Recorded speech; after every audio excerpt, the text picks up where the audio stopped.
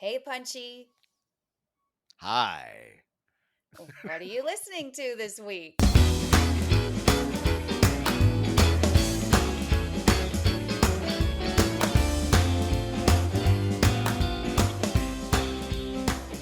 Welcome to season 5 of What Are You Listening To? The weekly podcast created to foster community through music by sharing the stories behind the songs that soundtrack our lives. Some of the songs are old, some new, all good. I'm Jenn Tully, and this week I'm joined by musician Punchy Gonzalez. Punchy's the front man for the band Cosmic Punch. In addition to creating his own music, he is also a veteran live sound engineer, touring production manager, video and music producer. He's lived and worked on 5 different continents and is of the mindset that music can take you many places as long as you can do many things. We'll dig into that philosophy a little more during our conversation. And since this is the Halloween week episode, we'll chat science fiction, comic books, 80s cartoons, and we might even feature a band or two that love a good costume. Which songs do you think we're going to discuss? Tune into our conversation to find out. And in case our song picks are new to you, we'll publish a playlist with the episode so you don't miss a beat. As always, Punchy and I are gonna get to know each other through 4 songs. 2 are his picks and 2 are mine. Punchy, I'm so excited to have you on the show. So let's get going. What are you listening to this week? Well, the two songs that I'm listening to this week are diametrically opposed but yet similar. So, so, um, so because I know it's kind of a Halloween edition kind of thing. I wanted to pick two different types of bands that are Yes. above and beyond your typical jeans and t-shirt rock and roll. I find that to be really boring, and so I picked. Uh, do I? Yeah. Tell me what your first song was. The first song is "Sure Knows Something" by Kiss, and it's Yes. an untypical Kiss song to pick. I really dig it because it's almost like their foyer into this kind of like soft rock, quasi disco kind of sound that they did on the Dynasty record, Yep. which when the record came out was panned as, oh, they're selling out, and to a certain extent that's kind of correct.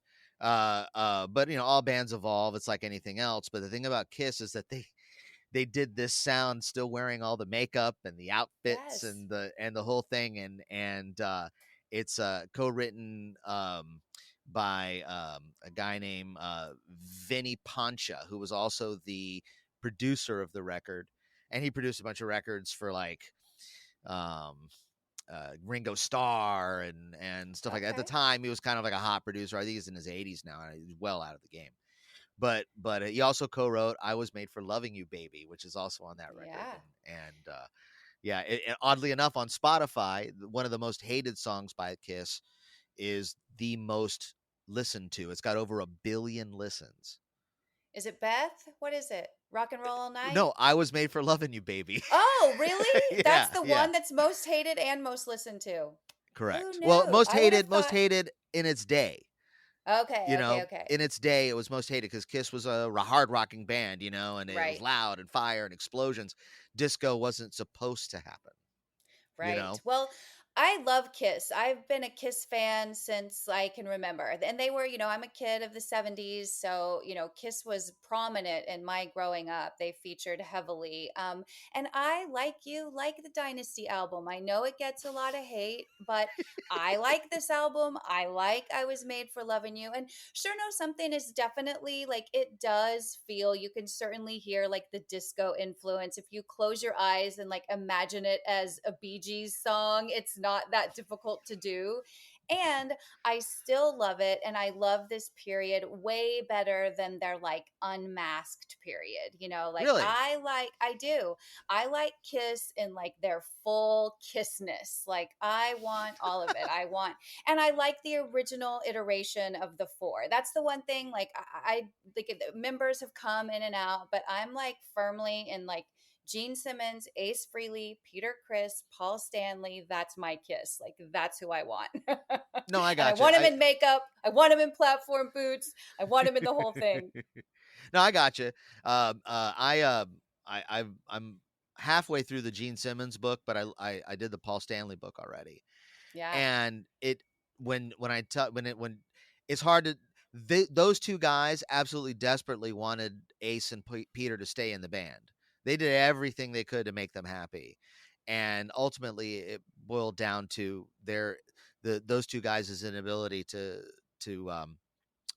maintain sobriety and to kind of like get their head out of their tuchus, if you will, Right. they were very they were according to these books. Now, of course, it's all about perspective, right?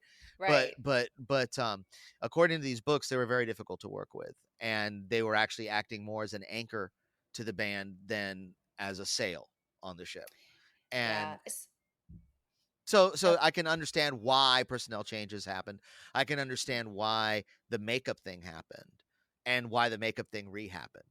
okay. Okay. I can follow all of it and I get it. It's just the evolution of the band at the time that they wanted to take the makeup off, they were failing in record sales and failing in ticket sales and all of these things. So they just trying to look for something, the next evolution, if you will.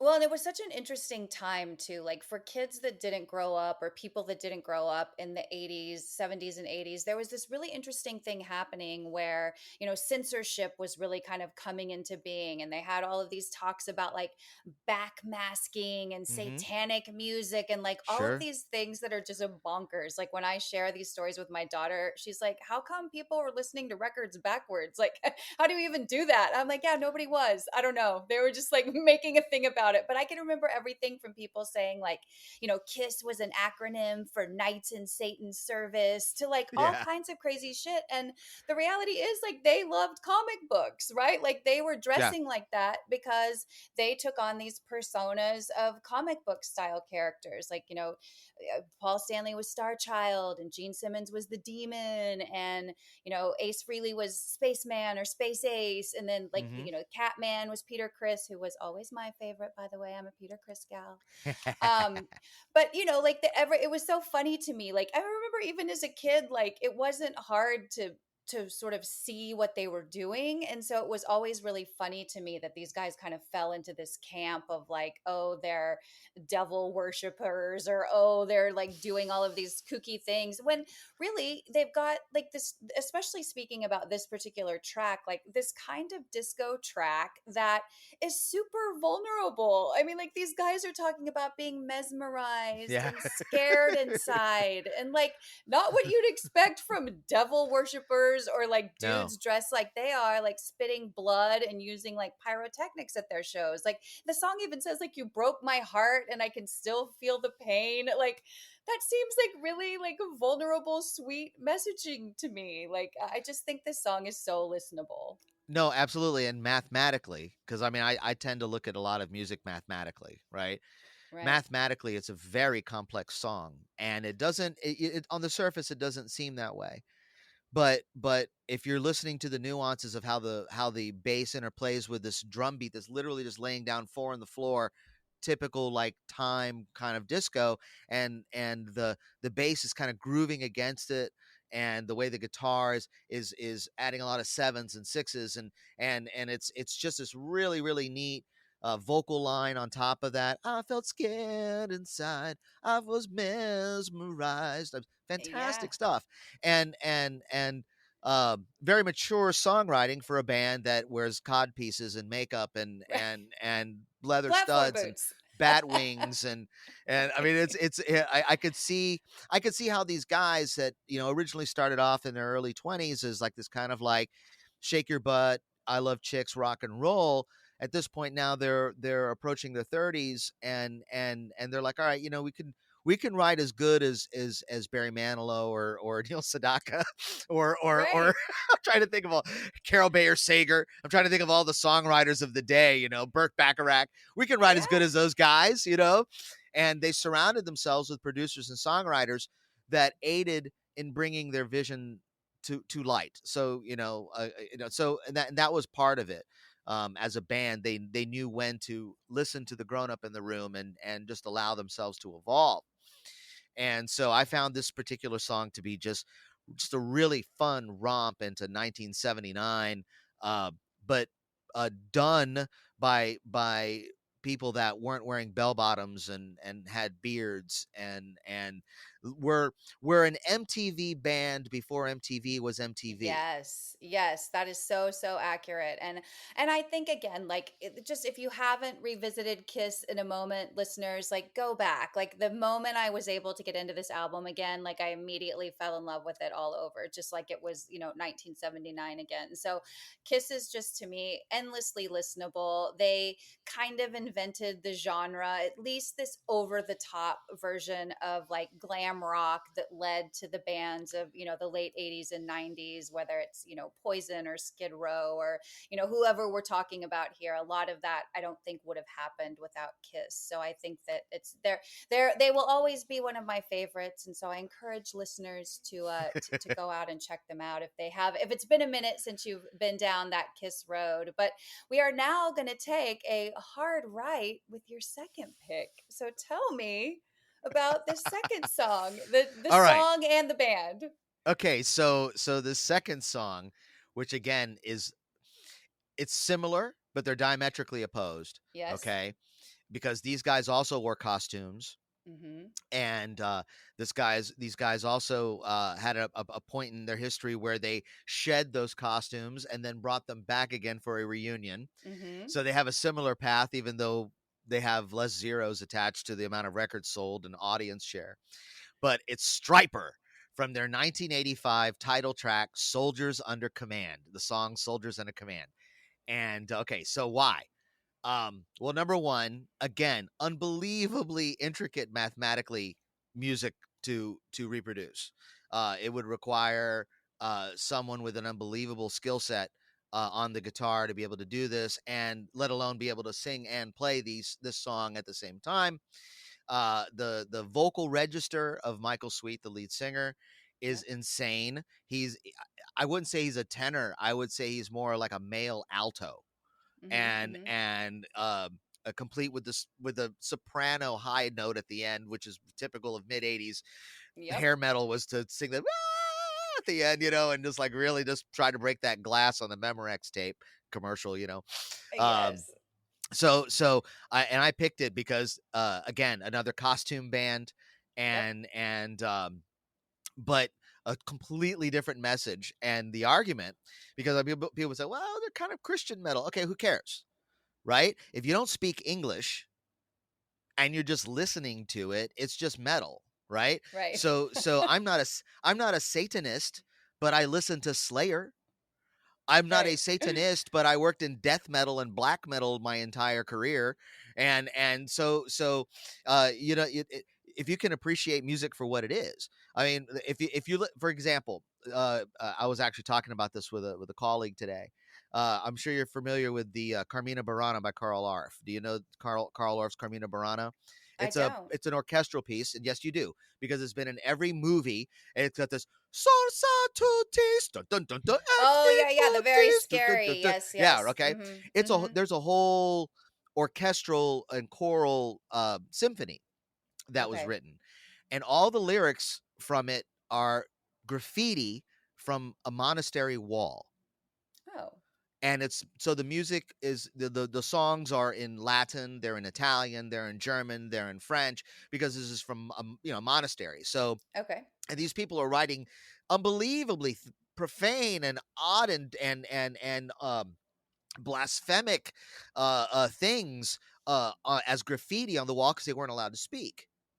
But when you listen to this as a Uh-huh. musical piece, you're like, oh, this is beautiful and how triumphant and all that. And they're literally talking about, having the Queen of England sit on his lap because his virginity makes him frisky. You know what I Oh, mean? we'll see. Like, so they were And Kiss before Kiss was Kiss. And right. Wow. See, Frisky's been around forever. Frisky's been around forever. Well, and I love that these two songs are going to live right next to each other on a playlist. Like that's my favorite part about this whole thing is that like Stryper is going to be firmly sitting next to Kiss here for at least for the this four song. disco era Kiss. Right. Yes. Yes, yes.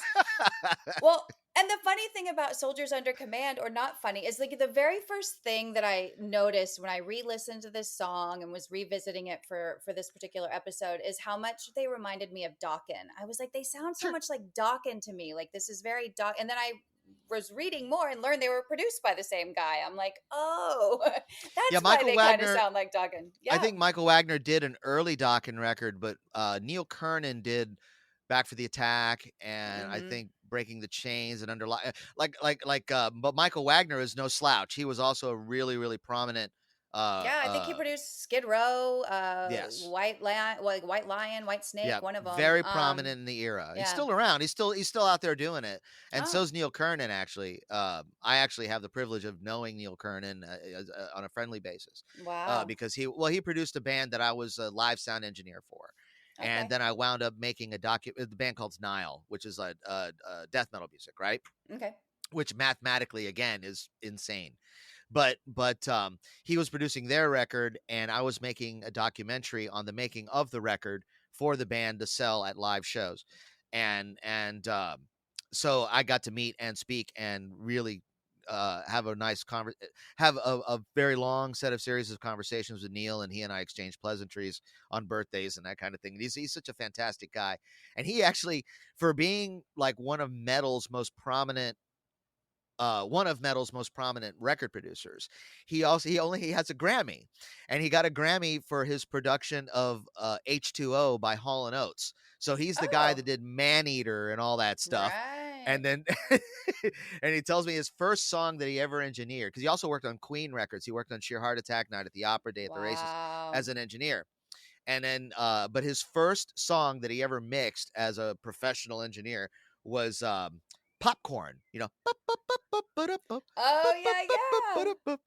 How funny. That's so, so funny. and from that to like a very difficult and very heavy death metal music, is Wow. it's a heck of a career. It's a heck of a career for Well, sure. and a super talented guy to go back and forth like that. I mean, and I think Stryper was capitalizing on a moment where the same way that, Kiss was like spitting blood and using pyrotechnics to sort of push their message of like these crazy characters and like nodding to pop culture and singing about very relevant things. Stryper was doing that with a positive message, right? Instead of like spitting Absolutely. blood, they were like throwing out They were Bibles at throwing their Bibles. shows, like, No, it's fantastic, and okay.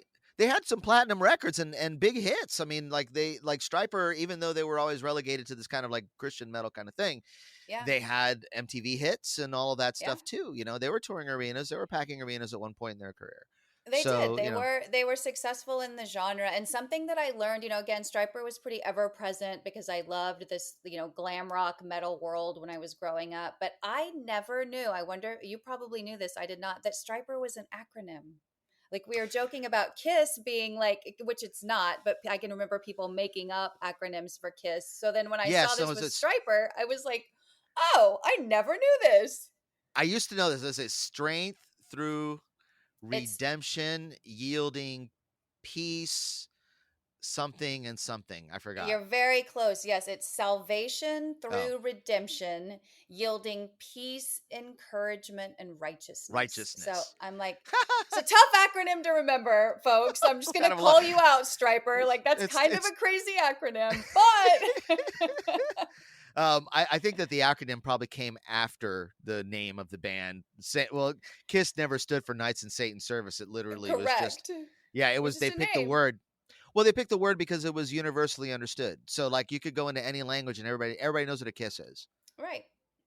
Well, and Everybody knows what it Stryper, is. I believe, pulled their number from a Bible verse, which is on the cover of this album, that Isaiah Isaiah 50. 5:35. Yeah. Yeah. So that's where, we're talking about like, and with his stripes, we are healed. So I believe Stryper was pulled from that. And then like the acronym came. But I too, the last thing I'll say about this song before we get into it a little further in the playlist is I too made a note about that sweet falsetto ending. Like he really like delivers all the 80s that you want in one magical That he holds note for when 8 he like, beats, yeah, the Lord's battle plan. like he like And like really hits you with it, you know. So I definitely like it's a strong ending that I loved. um but I do want to go back. We sort of teased it in the opening, you know, that we were going to talk about kind of pop culture and comic books. And also too, I love your personal philosophy about music can take you many places as long as you can do many things. And I know, mm, again, we mentioned it in the intro about, you know, you're a musician, you're a producer. If once we get into my picks, I'll also direct some folks to one of the lyric videos that you produced also, which I thought was so cool. So tell me a little bit about what that means. Is it just like being open to learning all different kinds of aspects of the music business? Or, you know, did you find that even though maybe singing was your passion, producing helped you be a better musician? Like, tell me kind of what you mean by that philosophy or that mindset. well, I mean, primarily, I mean, like what I mean by knowing a lot of things is if you want to, for example, if you want to get in the music business on the production end of it, okay, Yeah. you can specialize, but then they're only going to hire you if you can do if they're looking for that one thing, Mm-hmm. right? So I find it difficult to be a sound engineer if you don't know how to play music. I know that there are people out there that do it. That they out, you know, they're sound engineers. They don't know how to. They can't pick up a guitar. They can't play piano. They can't play drums. They can't sing. They can't do any of this stuff. And they're out there making a living. And all the power to them. I don't get it. Right. Okay. Yep. So before I got into any kind of sound engineering, I played multiple instruments. I sang my entire life in musicals and stuff like that. And then when I got to be old enough that I could rebel, I bought a guitar and started playing guitar, and then learn how to play drums, and you learn how to play all these instruments, and you learn how to do all this stuff. And then, okay, cool. So when they need a drum tech, well, I know how to set up drums. I've been playing drums for a long. I know how to string guitars because I play guitar, and I know how to do this, and I know to clean it up and do all these things. And the more things you learn, the more things you have to do. A lot of it's trial by fire, but you know, you can get jobs if you are capable of doing a lot of things. And then ultimately you wind up finding yourself in management, much like the captain of a ship, because the captain of a ship has to know about engineering, and a captain of a ship needs to know about stowage and displacements and all these kinds of things before he becomes captain. Like, you don't just come off the street as captain, right? Right. So to me, you're far more valuable to your employer, which would be your band or an artist or whomever you're working for. If, man, the drum tech's sick today, fine, dude, I'll set it up. I can do this. You know, I'm not dumb. I can do this. I've done it before. Yeah. And so that's why I found myself always learning how to do something new, because I saw a void, and I figured, this is the music business, right? Not the music friendship. And if anybody's going to be making money, I want to make it. So um I learned how to do video editing, and I learned how to produce music on computers, and learned how to run tape machines and cut tape and do all these things. Uh, Oddly enough, the first and only time I worked with tape, you know, I learned how to do it, and I did it, and then I never worked on tape again. Everything went digital at that point, but whatever. Right. But the point is, you learn how to do these things, and you become more valuable. People want you around, and they trust you. They trust you with their show. They trust you with their money. They trust you with their appearance. They trust you with how, you know, that kind of stuff. They I say this a and lot, and I'm so glad to hear you like reiterate it. Like whenever, you know, I'm speaking, especially to young people or college students or, you know, whatever, I love to say, like, if you want to get good at something, always raise your hand, right? When somebody says Mhm, like, "Hey, I need someone to, you know, work this aspect that's maybe a little bit outside of your comfort zone," like raise your hand. The more things you know how to do, it's mhm. just like you said, the more employable you are. And so Yep. I love that you hit on that. And I think that that's messaging that was really kind of drilled into like us and people our age, that I'm trying to bring back, like with my daughter and her friends. Like the more you know how to do, the better. That doesn't say like, you know, fall into the jack of all trades, master of none, but I don't hate that idea. And I honestly never have, because I don't know that you have to master something to be good at it, A. And B, somebody that's capable of doing lots of different things, I think, has a brain that works differently, right? Because you can focus and you can switch gears ears and you're quick on your feet and you can improvise. And I Hmm. just think that's a really valuable skill, that's only going to get more valuable in like our split screen culture, where we've got multiple things happening at once. So Yep. I love sort of pushing that messaging out that, like, yeah, the more things you know how to do, and it just makes you better. You're more well-rounded in whatever industry it is you settle into, the more types of jobs within that industry you know how to do, right? Absolutely. And on top of that, you may find yourself learning a skill that you won't use again, uh, but it might come up, Yeah. right? Um, and it's just it's a good it doesn't hurt to learn stuff. It doesn't hurt to learn other languages, that kind of thing. Right. Because, for example, one of the reasons why I was was employable is that, well, number one, I speak Spanish and English. English is obviously my primary language. My grandparents were born in this country, so I mean, we just kept it up in the family.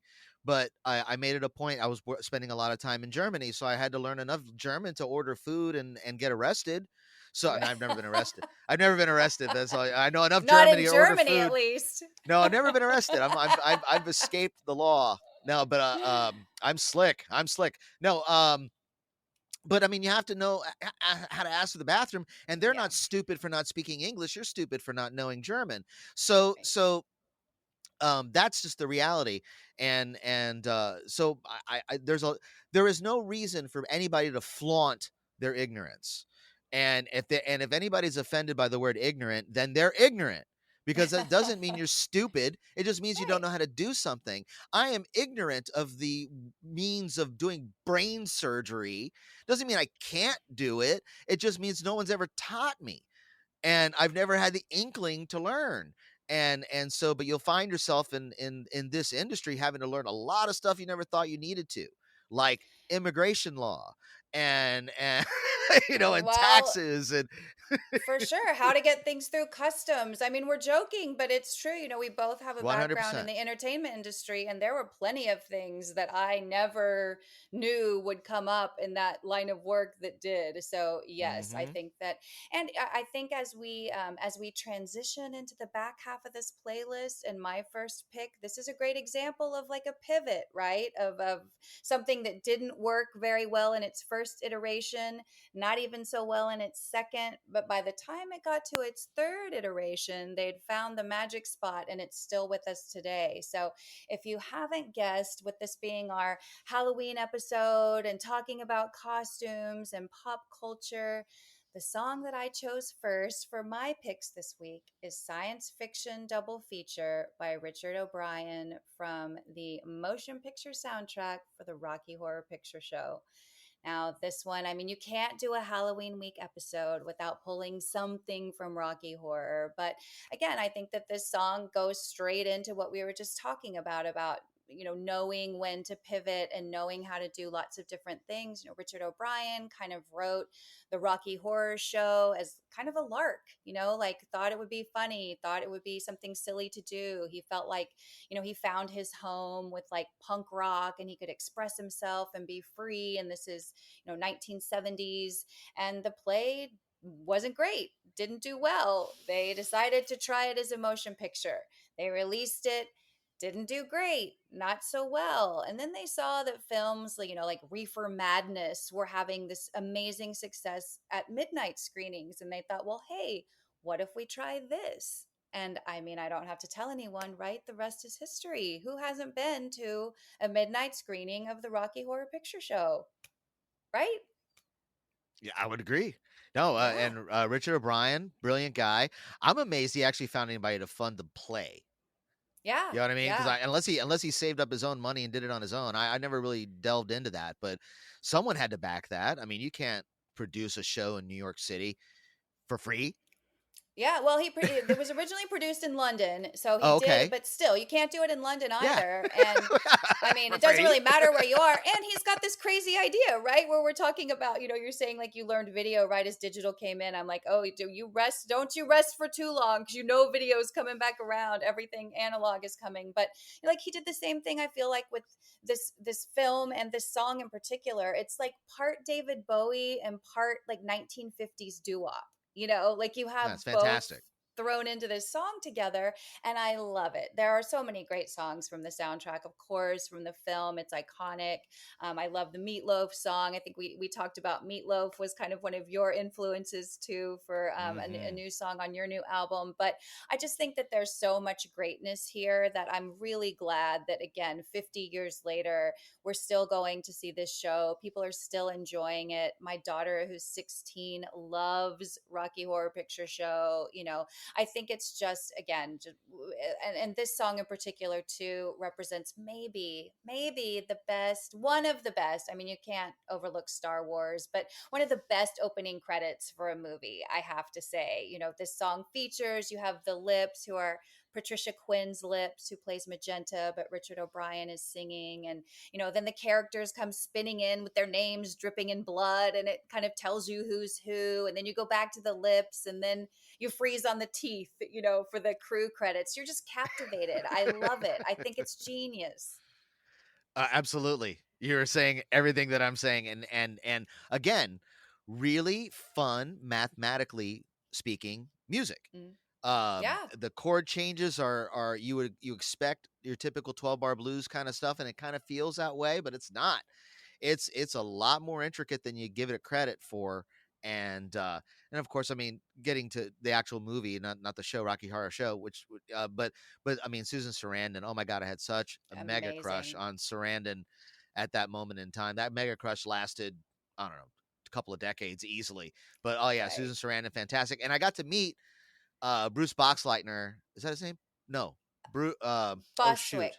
Barry Barry Bostwick. Bostwick. Bruce Boxleitner was Tron. Sorry, met him Yes. too. But no, no. Barry Bostwick.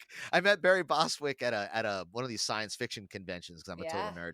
And I got him. I got an 8x10 autograph by him, and he was super cool. And he was wearing the glasses. It was weird. Yes. He was like almost in character that day. And then he hosted a screening of Rocky Horror at this particular convention that I was at. But it was he was a super cool dude, and yeah, very fun. I So love good. Rocky Horror Picture Show. Iconic, Yeah. totally iconic. And we'll, as we transition into my fourth track, which is one of your songs, I'm going to sort of lead us into that by two things that these songs have in common that I love. This song, Late Night or Science Fiction Double Feature, has, he references lots of other movies: The Day the Earth Stood Still, Flash Gordon, The Invisible, King Kong, It Came from Outer Space, Dr. X, Forbidden Planet, blah blah blah. He references sort of all these movies. And as we get into my fourth pick, that's something that you do in your song that I also love. I love a song that really puts you in a moment in time or calls out something that is important to the writer of the song or the singer. Like specifically, like sometimes it's nice to have like the allusion to something, but sometimes I just want to like remember all of the good things. And so that's how I felt about this song. So my fourth pick is from your new album, For All Nerd Kind, and it's a song called Afternoon Cartoons by your band Cosmic Punch. And again, we've talked about the pop culture references and sort of how important it was to some of these bands at the time, and then how their legacies have carried in to create our modern day pop culture. And I felt like this song was like so reminiscent of that. I loved it because it called out every amazing cartoon and sort of how we consumed them as well, right? Like you came home from school, you dropped your book bag, as the song says, and you turned on the TV. We didn't have streaming, we didn't have cable, not in the early days, and it was really like you watched whatever was on. And that's when the afternoon cartoons came on. That and Saturday morning was the other day that we got to watch cartoons. But I just love that. And you had me hooked from the opening line, which says, "Growing up an 80s kid was such a blast." It It was was. such a blast. It was a It blast, and we didn't was. even know it.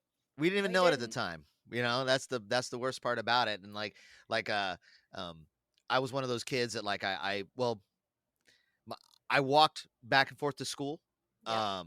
from grade 6 kind of on. Well, would walk to a bus stop and that kind of thing. But yeah, you would get home, but you would get home before your folks. right? So I Hmm. had the key that I wore around my neck, and that way you don't lose it. You have this Yeah, key around your the neck, latchkey kids. That's what we were. latchkey The kids, latchkey kid and you generation. Yeah. get in, and you got, there's two TVs in the house, and the one with the VCR is the one you're gonna watch, and you turn on your local UHF channel to watch whatever syndicated toy commercial cartoon they were fishing at you Yeah. at the time, because every cartoon had a toy line, and Hmm. and and it was just fantastic. It was a really really cool era, and yeah, I wanted to write a song that kind of like that did that. And oddly enough, it's funny that you mentioned the whole naming off stuff as part of the lyrics. Yeah, so it's not an homage to Richard O'Brien, but I definitely say that Rocky Horror is one of the reference points that I always make to a lot of my songs, when I want the song to feel more than just rock and roll and a little bit more Broadway, Yeah. like I'll attach the Broadway, the Rocky Horror, Stephen Sondheim kind of attitude towards rhyming schemes and that kind of stuff. Yeah. And just a quick correction: there is no band; it's just me. I do everything. Oh, wow, that's Yeah. fantastic. I'm completely shocked because it sounds like so fully produced. I mean, I guess because you're an engineer, that makes sense, but it No, and really I does. It feels like there's a whole thing happening. different personalities. Okay, so the reason for that is that because I'm such a geek, I study other musicians and how they play, and Oh, then I make my own fake super groups. So interesting.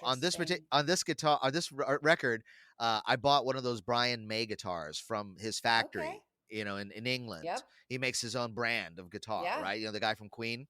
I do. And because I wanted Brian May to play on my record, so so Love so this. what I did was I used his guitar with his signature plug-in. He has a plug-in that mimics his guitar tone, Okay. and I used that on the record to say, well, Brian May is going to play on my guitar, and I tried to play all my leads to sound as if it was Brian May playing, I right? love So that.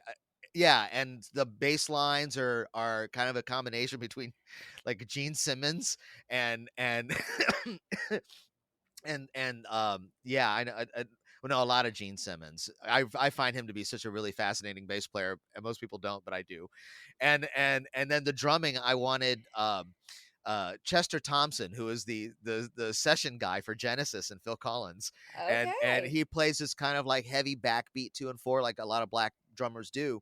And so I kind of like did it like that, and very simple, and the fills are which is the era specific, Yes. because I a lot of the record I wanted it to sound as if it was like a record that was made in the 80s, but it was just kind of lost in time, and brought back, and it ultimately just winds up being me and the way I like to write. And I have other projects that are way more 80s than this, if you're ready. They're total synth pop, and it's straight up parachute pants. This one is more frilly jackets and that kind of stuff, I but love yeah, that's it the though. idea. Yeah, I love it. It really does. Again, it takes me back immediately, whether we're going through, the list of like GoBots and Thundercats and Shira and Gem and Yep. Silverhawks, and like all of it was so much fun. And then my favorite, I have to call this out as my favorite. I love that you squeezed in the "and now you know, because knowing is half the battle." Like I heard the lyric, but then I could only say it like the TV show did. And for those of you that don't know, Google it. But the old GI Joe cartoons always had like this PSA wrapped Yep. in, to the show. And we say that all the time. It's like shorthand for my husband and I. Like if somebody is like, "Oh, well, now you know," like you cannot hear that without saying, "and knowing is half the battle." So No, I love it's that kind of you like, threw that in. no, no, no, no. It had to go, and I tried to figure out how to put it in as a lyric, where because it's a strange line, it doesn't rhyme, so it has to be a scat. It had to be like something that happened above the choruses, and like some of the stuff. Like I even like the Silverhawks and the real Yes. Ghostbusters, like the B and C level, afternoon Yes. cartoons. It I was was trying to get great though. I was trying to get Jake and the Wheeled Warriors in there, and I couldn't. I was trying to get like all of the I couldn't. I just couldn't So get all of them. many. It was so good though. It's so fun and it Thank you. sounds like of the time. Like I just really I shared this with you before we started recording, but I enjoyed the album. And this is your third album as Cosmic Punch, is that right? Technically fourth. Fourth. Okay. The first two record, okay, the first record was on a record label that went defunct, and we're having a difficult time pulling the rights back from that record. Okay. Now that record was called FM Stereo, Okay. and then the second record, Auto Reverse, Yep. I still had I actually, that's a full band record that Okay. actually had multiple players in it. And I had a writing partner, a guy named Ryan Mikowski, that I used to work with on, and then he decided to pull away from the project. And in records 3 and 4 are the Club of Nerd Dads, and that was Yep. 100% solo. And then this one, For All Nerd Kind. Yeah. And there's a lot of musical similarities between the first two and records 3 and 4, but the first two records had some nerd songs, and then the rest were kind of like your typical kind of alto rock kind of stuff. And but when Ryan left, I'm like, no, no, no, I'm going 100% like geek, and a lot of the music that I make is really me testing new pieces of software. And Mhm. so, because when I do have clients, then I'm up to speed on the newest software. So my videos, all the CGI work, all the stuff that I do in the videos, it's me learning the software, using myself as the test bunny. And that way, when people pay me to do something, I'm not reading a manual, I'm doing. Right. Again, going back to what we were saying, Mhm. and then on top of that, yeah, I started having children late. I started at 44. I'm an older man. I'm 52.